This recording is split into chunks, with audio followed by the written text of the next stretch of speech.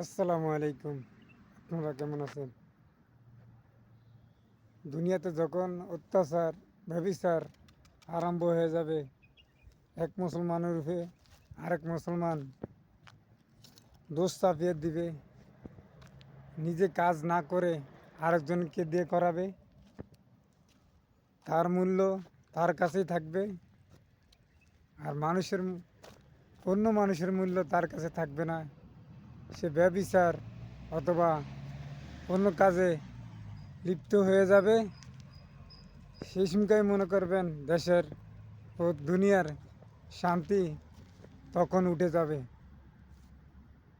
কারণ আমরা যে জায়গায় আছি, যেই জায়গায় কাজ করি, এই জায়গায়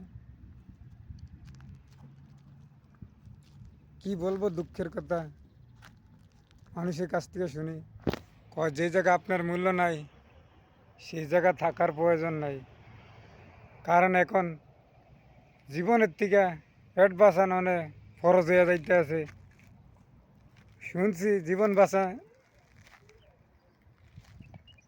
বাঁচান ফরজ। এখন দেখি দুনিয়াতে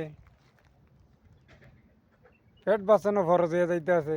কারণ পেট বাঁচলে আপনি থাকতে পারবেন দুনিয়াত।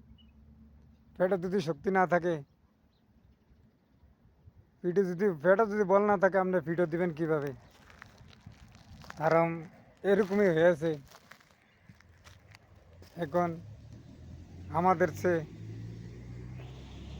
আমাদের পেট বাঁচানো অনেক ফরজ হয়ে আছে। কি হালাল কি হারাম কি, হালালটাকে হারাম করি, হারামটাকে হালাল করি, আমাদের পেটে গেলে পায়খানা হয়ে যায়। ওই জন্য অনেক কি বলবো, দুঃখের কথা, মানুষের দেয় না মূল্য।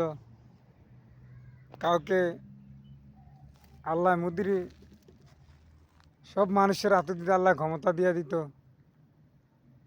তো যে দুনিয়াটারে যে কী করতো, ওই যার ক্ষমতা দিছে, যারে বানিয়ে দিছে, সেই ক্ষমতাগিরি দেখায়। আর দুঃখের বিষয়, মানুষের কোনো দেয় না মূল্য, তার ইচ্ছা মতন সে চালায়।